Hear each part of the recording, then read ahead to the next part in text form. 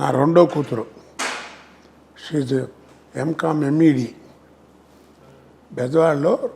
నేను ఎప్పుడు రిక్షా ఎక్కలేదు, సరదా రిక్షా ఎక్కుదామని మా శంకరం మా తమ్ముడు గారి కూతురు, అక్కడ మా అక్కయ్య గారికి మా చెల్లెళ్ళ కూతుళ్ళు అందరూ కలిసి రిక్షా ఎక్కి సరదాగా వెళదామని.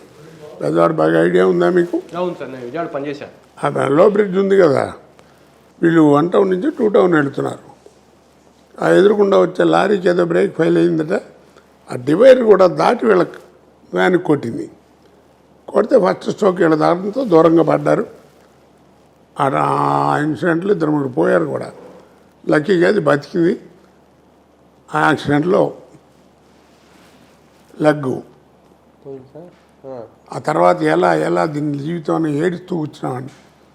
అలాంటి లైఫ్లో నేను ఎవరి దగ్గర అయితే గుమాస్తాగా పనిచేశానో బ్యాంకులో, ఆయన నేను బియ్యం కూడా అయ్యాను.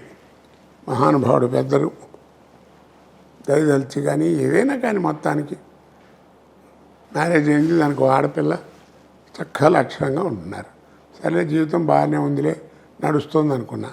మీకు తెలుసు కదా మా అబ్బాయి, వాడు ఎగిరిపోయాడు. మరి ఇన్ని బాధలు పెట్టుకుంటూ మరి 10-12 ఏళ్ళ నుంచి వాడు పోయిన తర్వాత కూడా ఎక్కడన్నా సినిమాల్లో ఎక్కడన్నా మీకు చూసారా? ఆ బాధని చూడలే. ఎప్పుడు నేను దాని గురించి మాట్లాడను. భగవంతుడు ఎంత పేరు ఇచ్చాడో అంత కష్టాలు కూడా ఇచ్చాడు.